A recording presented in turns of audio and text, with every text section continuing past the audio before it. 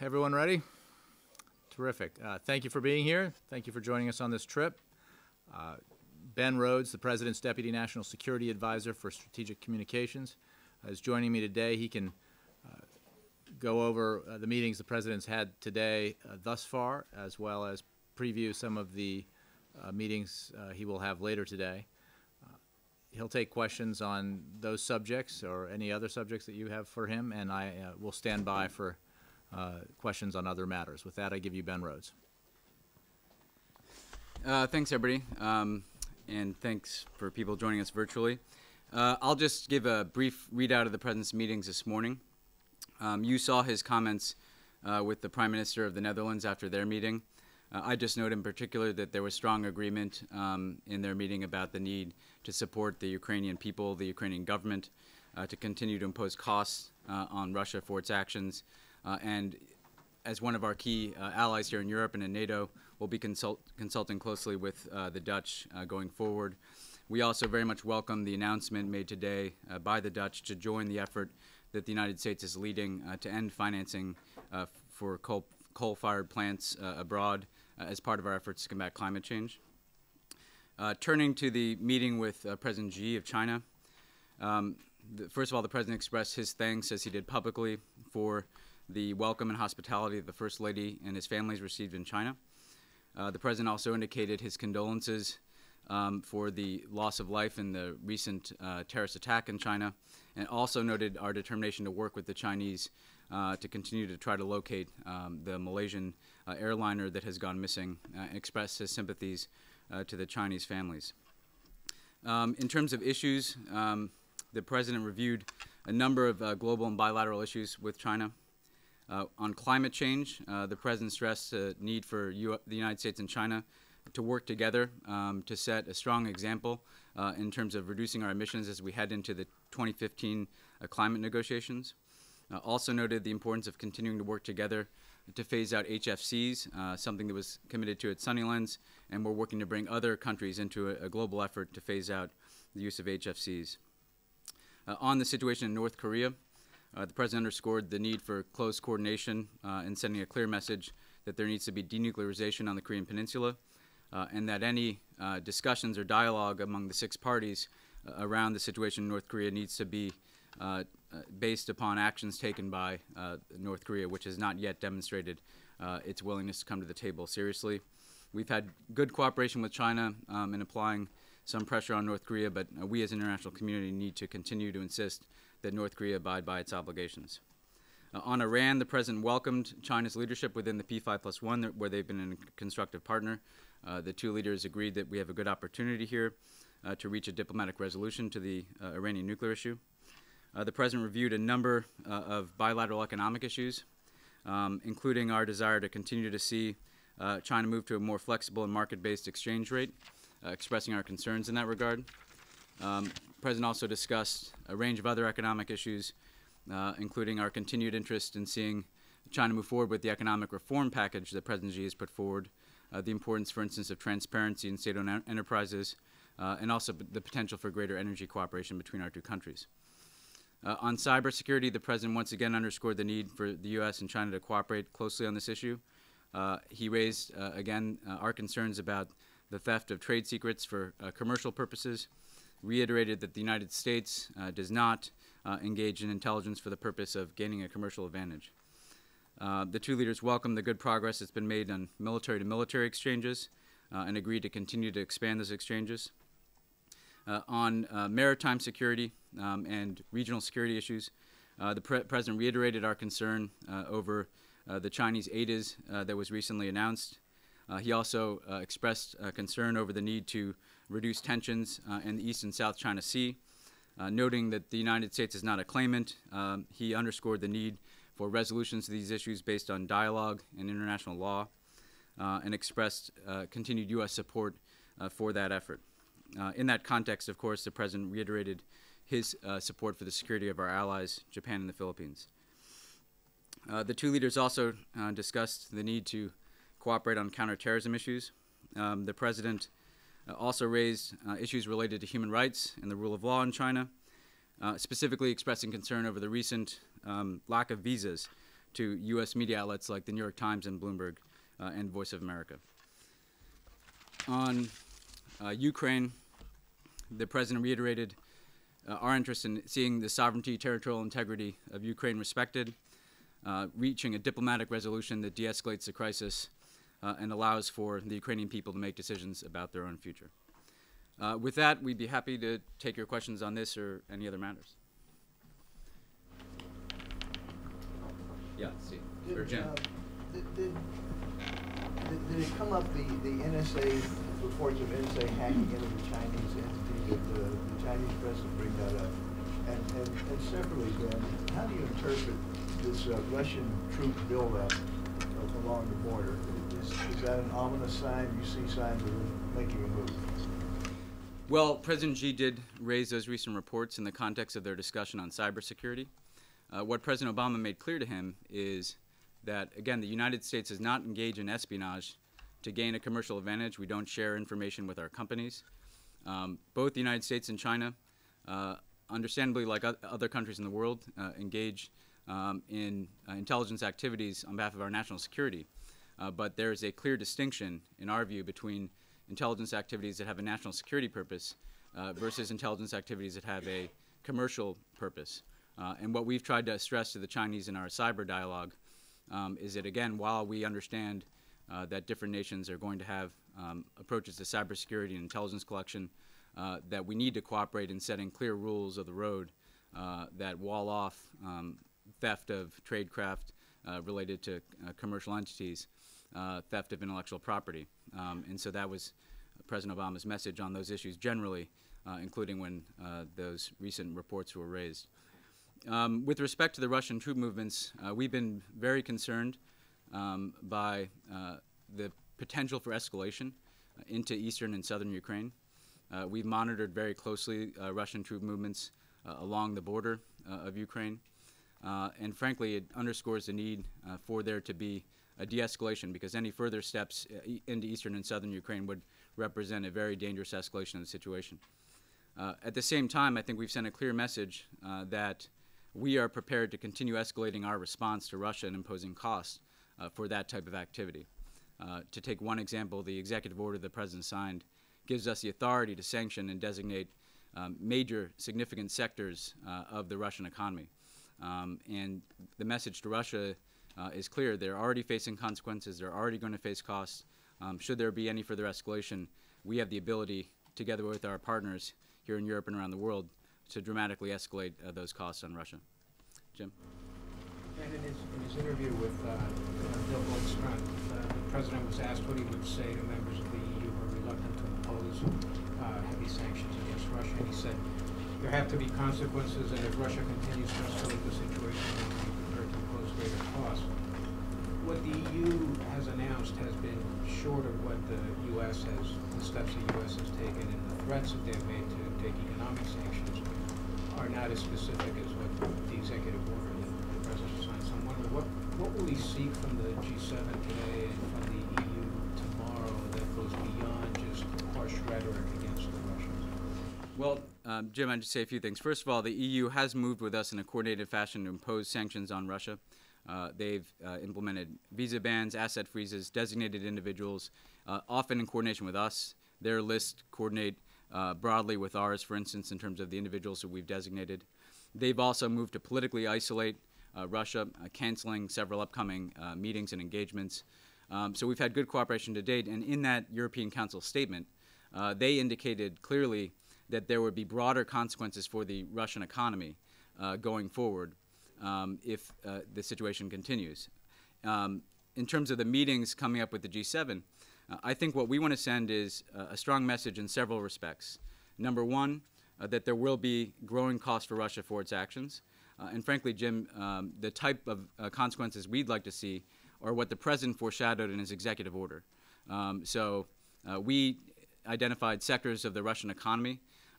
We believe that those broader sanctions have the ability to send a powerful message to Russia that it will face costs. And so, consistent with the European Council statement that foreshadows consequences for the Russian economy, I think out of that G7 meeting we're looking to send a message that we're not done with building out the types of sanctions that we would impose upon Russia for its actions. We'd also, though, I think importantly with the G7, want to underscore our support for the Ukrainian government and people, our support for a very robust IMF package getting done as soon as possible, and our support for individual member states of the G7 and of the EU providing assistance to the Ukrainians as well. Is there any talk, obviously a lot of the sanctions are stemming from the EU in those countries, is there any talk in the conversation with the Chinese president about China putting any economic pressure on Russia? They had a good discussion on Ukraine. Again, what the president said is, China has always held sovereignty and territorial integrity as a core of its foreign policy and national security approach, and that principle needs to be applied to Ukraine. And that China's interest should be in working with us to de-escalate the situation in a way that respects Ukraine's sovereignty and territorial integrity. The Chinese leader did affirm, again, that the principle of the independence and sovereignty of nations was fundamental to their approach, and that they did want to see a de-escalation and a political resolution to the conflict. In terms of economic pressure, the Chinese have not generally moved to the types of sanctions that we have with the Europeans. So I think that would be a more dramatic action on their part.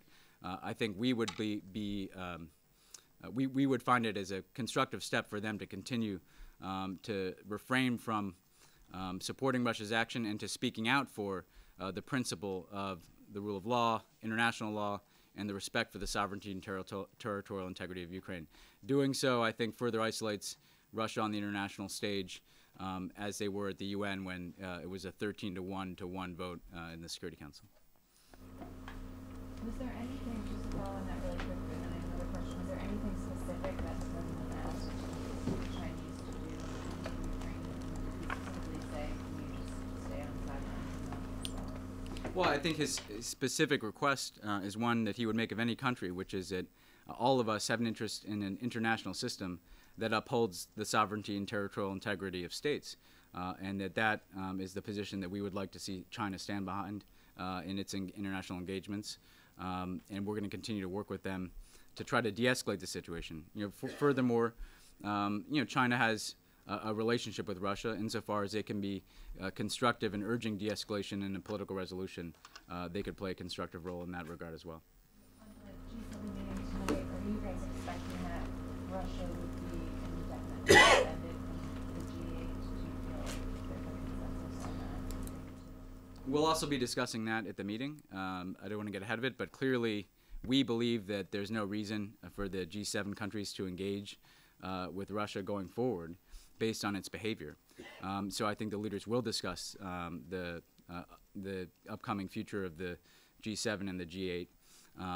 I think the very fact of a G7 meeting here in the Netherlands, which is extraordinary in its own right, it's not common for the G7 to meet in a country that is not a G7 country itself, I think speaks to both the need for the G7 to mobilize as an entity to isolate Russia and to support the Ukrainian people, but also speaks to Russia's isolation from an organization that they've been a part of now for almost 2 decades. Are you looking for any G7 sanctions? And it seems unlikely you'd have to get China. No, we wouldn't. We are looking to coordinate our sanctions in the G7. The G7 as an entity doesn't impose sanctions, but every member state of the G7 has already imposed sanctions because in addition to the United States, the United Kingdom, France, Italy, Canada and Japan have also come along with us in imposing sanctions as well, Germany, of course. So what we want to do is take the G7 as a platform to coordinate the national actions that we're taking and then to work with our European partners as they formulate responses through the EU and the European Council so that we have the strongest unified voice in imposing sanctions, because the more we coordinate the designation of individuals and entities and potentially sectors of the Russian economy, the more that's going to have an impact on Russia. Would you expect something concrete by the end of the EU meeting?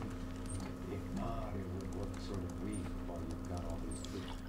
No, I think what you'll have is, you've seen a steady ratcheting up of the pressure on Russia. You've seen a response to that ratcheting up, continued market plummeting in Russia, downgrading of Russia as a place to do business, investors staying away from Russia. So we are already seeing the impact of sanctions. I think we would like to see a steady ratcheting up of that pressure. I think the outcomes that we're seeking in the coming days, again, are a continued unified front in terms of our ability to impose sanctions and to go further as necessary. Continued support for our Eastern European NATO allies to reassure them of our commitment to their security, and also, importantly, robust economic assistance from the IMF to individual member states to provide the support that the Ukrainian people and government really need at this time. Do you want to see anybody on the in the file? Here, I don't know if you can Yeah, can you hear me? Yeah, go, Michael. Okay, so 2 questions, and it was hard to hear some of the questions, so I apologize if this repeats, but are there specific things that you want to come out of this G7 meeting tonight, specific statements? Are you hoping that there will be a formal declaration that Russia is no longer a part of the G8 and is now the G7? And is there some way to measure how well the discussion goes by trying to get a sense of what you're hoping the 7 nations actually agree to coming out of it tonight? Well, what I think we'd like to see coming out of it is, again, a foreshadowing of what economic sanctions Russia will be faced with if it continues down this course. A commitment to provide support to the Ukrainian people, again, that's going to lead to concrete outcomes, an IMF package, economic assistance that reaches the people and government of Ukraine, reassurance for the allies here in Europe, again, who are eyeing very warily the events in Ukraine, continued political isolation of Russia. And with respect to the future of the G7, again, that's something that the leaders will discuss tonight. Our view is simply that as long as Russia is flagrantly violating international law and the order that the G7 has helped to build since the end of the Cold War, there's no need for the G7 to engage with Russia. And so I'm sure that that's a topic that the leaders will take up as well. Hey, Ben, not to put too fine a point on this, but are you saying that the president will be seeking expulsion of Russia from the G8? Is that what you're saying? Or I know you're saying you don't want to get ahead of it. I don't want to suggest, what we're looking at is how we engage with Russia in the coming months and years. The G7 is an entity. If there came a point where Russia would de-escalate the situation and abide by international law, we would not want to foreclose the potential that the G7 would engage with them. So I'm speaking more about how do we engage with Russia going forward here in the context of the crisis in Ukraine. Again, the door is open for Russia to de-escalate the situation, to abide by international law, to come back in line with the international community. I think the message is so long as they don't do that, they're outside the rules of the road. And I just note one other thing, which is that, people speak of a new Cold War. The fact is Russia is leading no bloc of countries. There's no ideological entity like communism that Russia is leading that has global appeal. There's no bloc of nations like the Warsaw Pact that they're leading. They are isolated in what they're doing in Ukraine. And I think that's very much the message that we want to send at the G7, with the EU, with NATO, over the course of the next several days. On Flight 370, Malaysian Flight 370, has the Malaysian government communicated anything to the White House in terms of what has happened to that flight? What have you heard? Yeah, we've been in very regular contact, as you know, with the Malaysian government. We have teams on the ground that are working with them on a daily basis. The Prime Minister's announcement today tracks with, frankly, where we've dedicated our assets, which is in the Indian Ocean, in pursuit of recovering the flight. So we feel like we have very good lines of communication with the Malaysians. We're going to continue to support them. We have resources dedicated as we speak, not just to the investigation, but also to the recovery of the plane if we can locate it. And we're focused, as the Prime Minister said, on that southern corridor. John, you're like hey, the camera, so yeah. Can you hear me back here? Yeah, I got you. Ben, how concerned are we about the Russian military movement on the border with Ukraine? You heard comments from NATO military commander concerned about what they may be doing. The Ukrainian foreign minister yesterday said he thinks chances of all-out war with Russia are higher than they have ever been. And there's also the suggestion out of NATO that Russia may be positioning itself to move into Moldova. What is our current sense of how concerned we are about Russia's next step? Well, again, our current sense is that we are deeply concerned about Russian movements along that border. We are watching it very closely, as is NATO, as is the Ukrainian government. And again, we believe that Russia stands an enormous amount to lose in terms of economic pressure, international isolation, should they take this escalatory step of moving into Ukraine. There is a pathway to de-escalate, but if they don't take that, they're going to be faced with growing pressure, condemnation, sanctions from the international community. With respect to Moldova, similarly, the president met with the leader of Moldova recently at the White House, so did the vice president. We've expressed our support for their sovereignty and territorial integrity. And we believe that there, too, we would strongly stand up for the principle that Moldova should be able to make determinations about its own future. Again, that's further down the line. We have not seen actions taken yet that directly compromise Moldova's security, although we would note that we watch very closely the situation in Transnistria. And our position is going to be very clear in support of Moldova and its sovereignty and territorial integrity.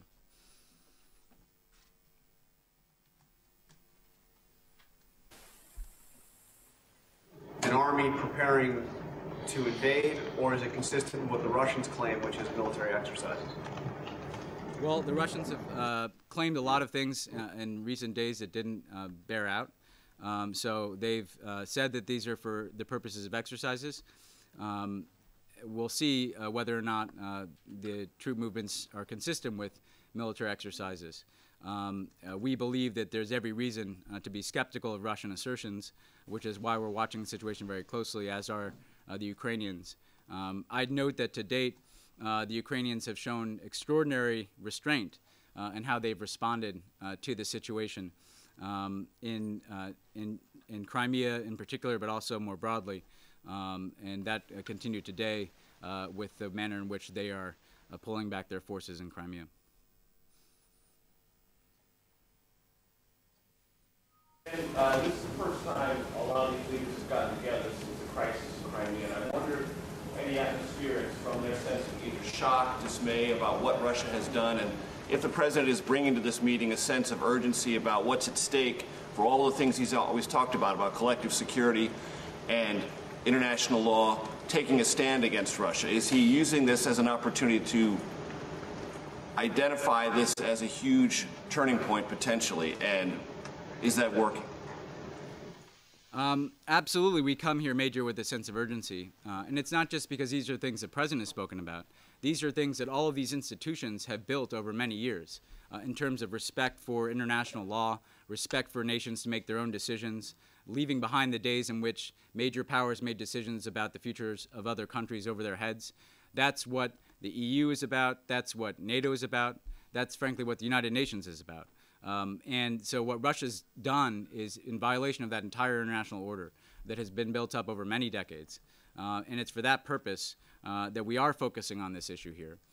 We have the right people at the table to have that discussion at the G7 here today. On Wednesday in Brussels, the president will meet with the leaders of the European Union, with leaders of NATO, to underscore that message. And we do feel that leaders are coming to the table with a sense of urgency. Because this is a matter of not just European security, it's a matter of whether the international order that all of us are so invested in can stand up to this Russian aggression. And as I said, what's different about the past, what's different about now versus the Cold War, is that Russia is finding itself totally alone. It does not have some block of nations that is standing with it in support of its position in violating Ukraine's sovereignty. They are isolated among these nations that are gathered here at the Nuclear Security Summit, and they are going to find themselves more isolated if they do not take steps to de-escalate this crisis, to engage in a dialogue with the government in Kiev, and to pull back their forces. Do this.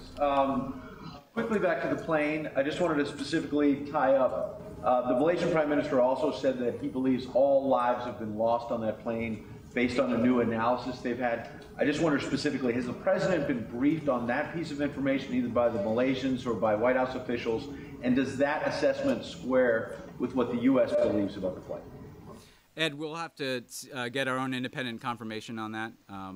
We obviously noted the Malaysian Prime Minister's statement. They are very much in the lead for this investigation. We're sharing information, but I don't want to indicate that we have independent confirmation of the fate of the passengers on that plane. What we are focused on is the same southern corridor space where we've dedicated our resources to trying to recover the plane. And so that's where our current focus is. The President is briefed on a daily basis about our efforts to support the Malaysian government and to locate the airliner. We'll continue to do that.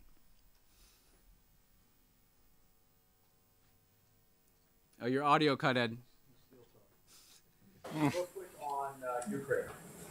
Mitt Romney went on CBS yesterday and claimed that he believes the president is naive on Ukraine and Russia. Dick Durbin and other Democrats pushed back on that, but I wonder if the White House wants to weigh in. Well, look, we've been very clear-eyed about our Russia policy from when we came into office, which is that we will cooperate when we have common interests and we can form common positions, but we'll be very clear when we have differences.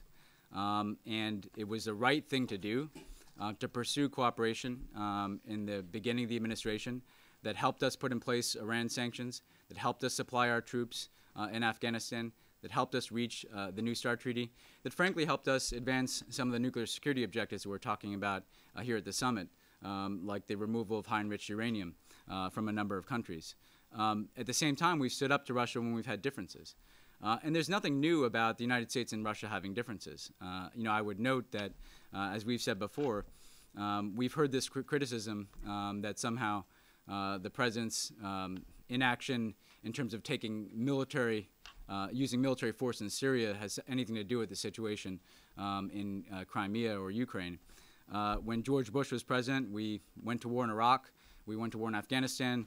That did not in any way deter Russia from going into Georgia in 2008. So time and again, we have seen the Russians push the boundaries of international law, particularly when it relates to countries that are near their borders. And what we're doing is standing up to that aggression and mobilizing the entire international community to stand up to that aggression. And frankly, in terms of the steps that we've outlined, the steps that we're taking, they go far beyond any previous steps that have been taken in response to Russian aggression. In terms of the sanctions that you saw, not just on Russian officials, but on members of Vladimir Putin's inner circle, in terms of designating for potential sanctioned sectors of the Russian economy, that goes well beyond any response, for instance, to the incursion into Georgia. So we believe we have a record of standing up for our interests. Again, that means working with countries when we have overlapping interests, which was the case with Russia earlier in the administration, but increasingly, as Russia has taken a different turn, particularly under President Putin, that involves standing up and mobilizing the international community to isolate Russia when they take the types of steps that they've taken.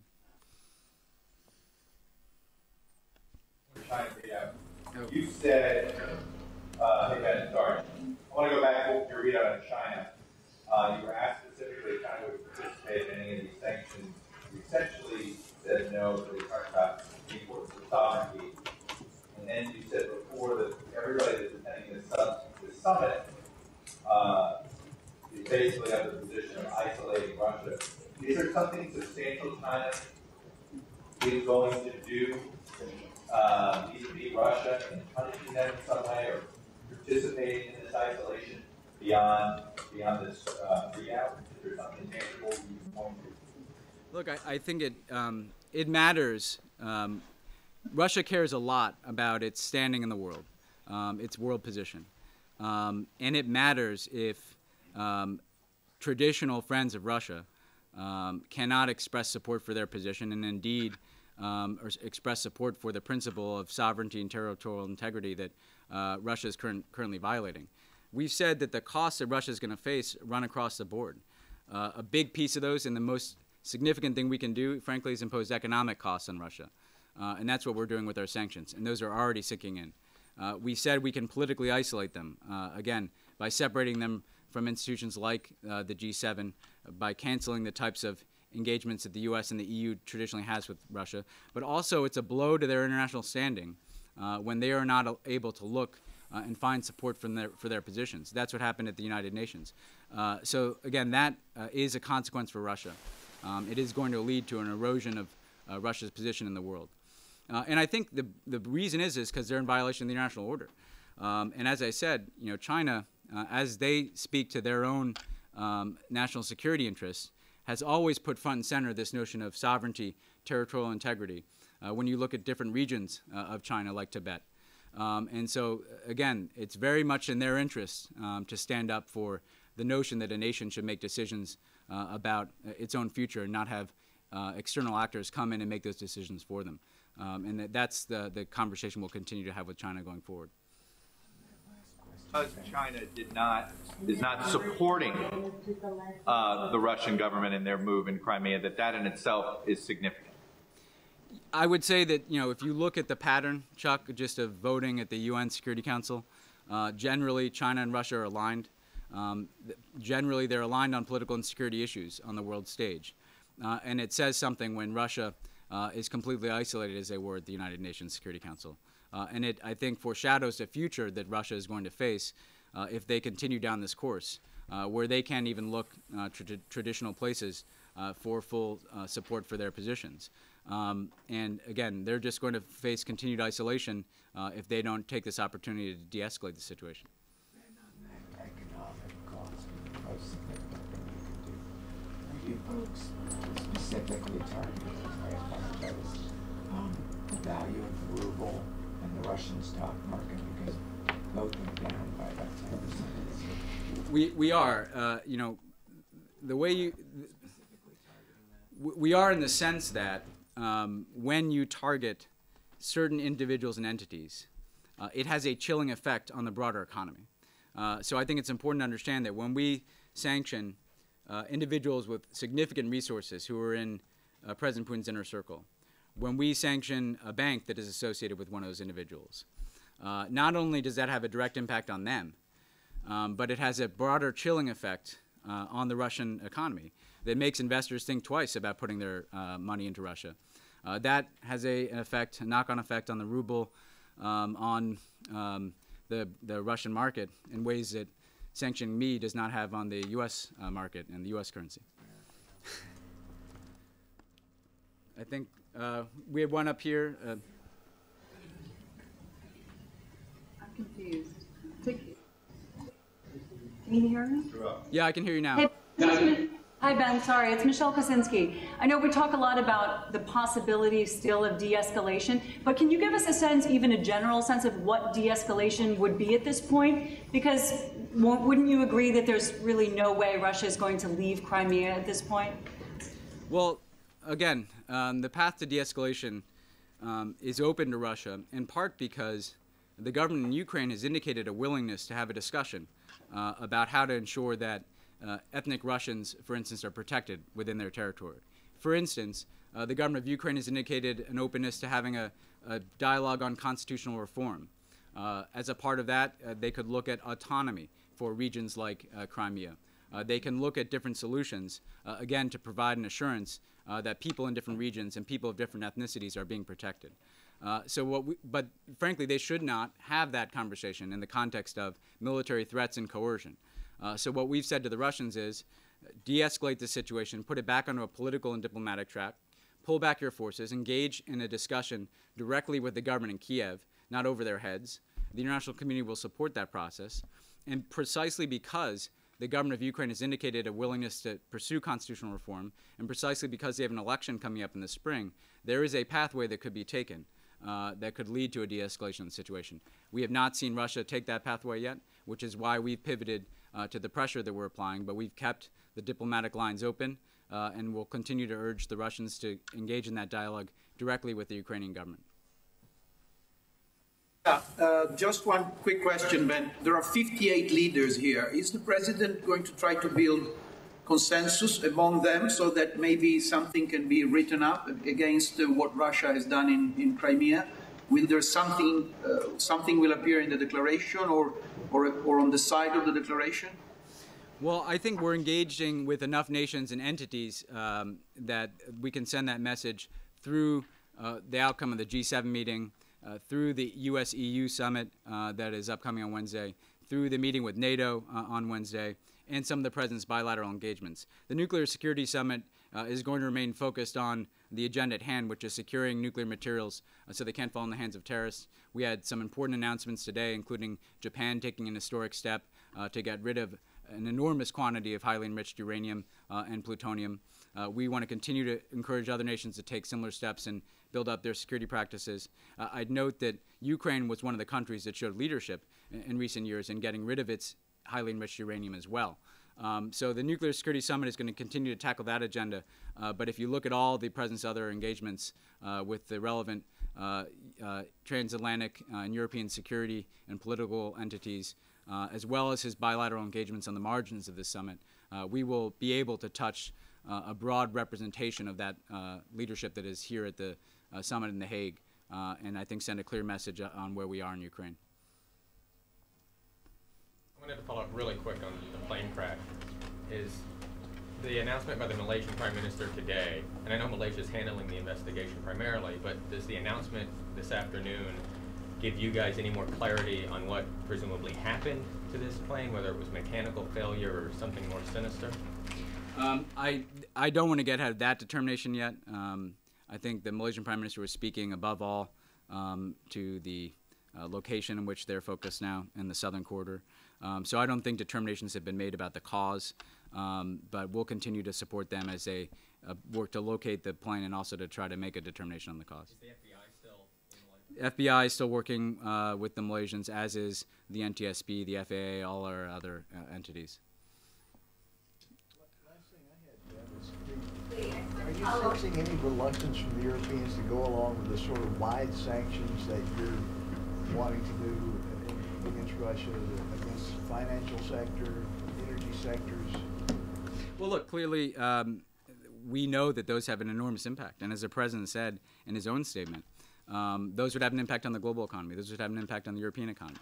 But we believe it's necessary to be prepared to use that leverage and to impose those costs on Russia. And we've had, frankly, good talks with the Europeans about it. Their announcements, again, the other day, tracked roughly what we were announcing in terms of political isolation, individual designations, but also an indication that we would move towards broader consequences for the Russian economy going forward. So I think they get it. Obviously, they are critical in making that cost higher for Russia, given the interconnection between the European and Russian economy. But we believe we've had good cooperation. The President's talked to Chancellor Merkel about this, Prime Minister Cameron, President Hollande. We believe that they are moving with us in lockstep in terms of how we're looking at sanctions. We're also looking at things like energy cooperation in terms of how we deal with the current situation. And the President has designated Secretary Kerry and Secretary Moniz to engage in a dialogue with with Europe about how they can continue to diversify some of their energy sources, which could, again, be a mitigating factor in terms of their concerns about the sanctions that may be imposed on Russia, including on the Russian energy sector. So we'll continue that side of the dialogue as well in the days to come. Stressing the assistance, economic assistance, you're still facing a problem with Congress and trying to get that package through, and reluctance by House Republicans to accept the IMF quarter report. Is the administration willing to decouple those two in order to get this assistance as quickly and to provide an example to the rest of the The fact is, Jim, that you can't decouple the IMF quarter reform from the support package to Ukraine because it has a direct impact on the ability of the IMF to provide a more robust assistance package to the Ukrainian government on the order of several $billion in additional funds that could be available in an IMF package. So we believe that the bill that is making its way through the Senate is frankly the right approach because it couples, again, both punitive measures on the Russian government, $1 billion in loan guarantees and additional technical assistance for the Ukrainian government, but also that quota reform, which is going to allow for a substantially larger IMF package for the Ukrainian government. So people in the House who talk about supporting Ukraine can't decouple the IMF piece from what the Ukrainians need, because frankly the best thing that could happen for the Ukrainian economy today is for a very robust IMF package to be put in place. That would stabilize our economy, that would strengthen the government in Kiev, that would allow them to move forward with reform, that would allow them to meet the basic needs of their people, and strengthen them vis-a-vis any Russian attempt to destabilize the government. So our message is clear to Congress. If you want to support the Ukrainian government, you need to support this IMF package as well as the loan guarantee program that is making its way through the Senate. Hey, Ben. Yeah. It's Julie. Double AP here? Yeah. Double AP. You guys have glossed over this a little bit, including in Michelle's question here, but is Crimea gone? Can you just kind of lay that out for us? No. If you look at the nations of the world, there is a broad rejection of the referendum. So the United States doesn't recognize results of the referendum. Europe doesn't recognize the results of the referendum. I think if you look across Asia, Africa, and the Americas, there are not a lot of takers for recognizing an illegal annexation of a part of another country. So in that regard, we're just not going to recognize a new status quo that allows for the annexation of one piece of Ukraine over the heads of the Ukrainian government. US and other countries don't recognize it. Does that change anything for Russia? Is Russia going to in any way change the treaty that they've signed for annexation? Well, what I will be candid about, Julie, is that clearly we have to affect the calculus of the Russian government here over time. And the tools that we're giving ourselves through these sanctions have the ability to do that. And frankly, what has to happen is the Russian leadership needs to see that ultimately this is leading into a dead end for them of greater economic pain, of greater international isolation. But we see Crimea as part of that. To be clear, we've already taken steps based on what they've done in Crimea. So while we're deeply concerned about escalation into eastern and southern Ukraine, which would be a very dangerous and destabilizing move by the Russian government, our concerns about what they've already done in Crimea stand. As well, just to go back to the readout of the meeting with President Xi, are China and the United States on the same page regarding Russia and Ukraine, or is there distance there? How would you describe that after the meeting?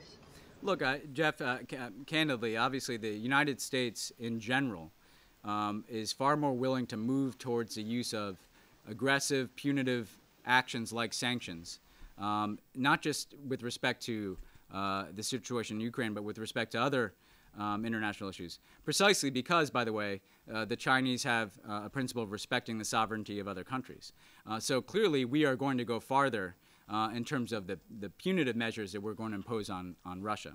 Where we want to be on the same page is on this principle that sovereignty and territorial integrity and the independence of nation states is the abiding principle of the international system and needs to be the abiding principle that de-escalates and resolves the situation in Ukraine. And there we believe the Chinese have been very clear in their expressions of support for a de-escalation, a political resolution, and again, their general commitment to the territorial integrity and sovereignty of nation states, including Ukraine.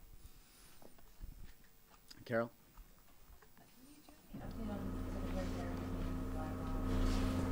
I don't have any update on that. You'll have to go to state on that. Yeah. Can you talk about how concerned you guys are about Russia's ability to torpedo efforts on other issues like Iran and Syria? In the president's interview, he said that Russia has a responsibility to see through the chemical weapons piece, but he also acknowledged the power that Russia has in terms of ability to stop a deliberate transition in Syria. So do you anticipate or have you seen any change in the posture whatsoever in terms of Iran or Syria? Well, if you look at the Syria chemical weapons issue, that's actually moving in very good pace. And we're about at the 50% milestone in terms of Syrian chemical weapons being removed from the country, taken into the custody of the international community. So on the chemical weapons issue, we've seen continued cooperation. Russia's invested a lot in that project. Frankly, they have nothing to gain from seeing that project go off the rails, in large part because they're extremists in Syria that Russia doesn't want to have gain access to chemical weapons who might pose a risk to them. So on the chemical weapons issue, we've had good cooperation. Frankly, more broadly, Russia has not been cooperative on Syria in general in terms of the political resolution, in terms of some of the humanitarian access that we've sought. So we'll continue, again, to try to pursue those ends, but it's not as if we were dealing from a position of very strong cooperation from Russia on non-chemical weapons-related issues in Syria. Similarly, on Iran, Russia has no interest in destabilization or nuclear proliferation or conflict in the Persian Gulf. That's why they've been invested in the P5+1 talks. To date, we've seen no change in their posture in those talks. The political directors just met last week in Vienna. So we haven't seen a change. Frankly, Russia would only be isolating themselves from the world further if they were to walk away from an entity like the P5+1 that they've been a part of for several years now. And last thing I'd say on this is that the Iranians, they have an interest in gaining access to the global economy, to European and other markets. So the incentive for them is to not just make some agreement with Russia. The incentive for Iran in these discussions is to reach a comprehensive resolution with all of the parties that are at the table. Ultimately, that's what's going to bring the sanctions relief that they're seeking. Ben, you just mentioned Russian interests, and you've been telling us about how this has really upended a lot of the architecture that's been in place and a lot of assumptions made about Russians based on their behavior. Ambassador McFaul today argues that Putin pivoted away from his strategy of becoming more integrated in the world economy by doing this. And I'm wondering if you have a clear sense anymore of what their interests are, and if the interests are the same of what you thought they'd be in a place like Iran or any place else. Well, I think Ambassador McFaul made a number of good arguments and that frankly represent the type of analysis that we've had, which is that clearly by doing what he's done in Ukraine, President Putin and the Russian leadership is acting with the knowledge that they're going to face pressure from the international community and the United States. Frankly, we believe that we can overperform in terms of the types of sanctions that we put on Russia. We believe that the types of sanctions that we put in place last week, for instance, went far beyond anything that Russia has faced in the post-Cold War era. So they're in new territory here, too. The question is, to what lengths will President Putin and the Russian government go to, particularly in the countries that that are on their borders? What lengths will they go to, and at what cost to them in terms of international isolation and economic pressure? Ultimately, the project, what we've said very clearly since the Cold War is that we want to integrate Russia into the global economy, that Russia has a place in the community of nations and a significant place given their role in the world. However, that's got to be based on them playing by the rules. So they can't have one set of rules in the former Soviet states and another set of rules in the rest of the world. And I think that's what's at stake right now, is that the same rules that apply in any country in the world have to apply in Ukraine, have to apply in Moldova, certainly apply in NATO allies like Estonia, Lithuania, and Latvia. And that's really what's at stake in this conflict. And I think President Putin needs to understand over time that the costs to him are going to be extraordinary in terms of Russia's international standing and its economic position. Great. Okay, so we'll have the G7 meeting this evening, and then the President has dinner with hosted by the King and the leaders, with the other leaders here at the summit, and we'll get you additional readouts of those meetings to come. Thanks, everybody. Thanks to everyone in the filing center.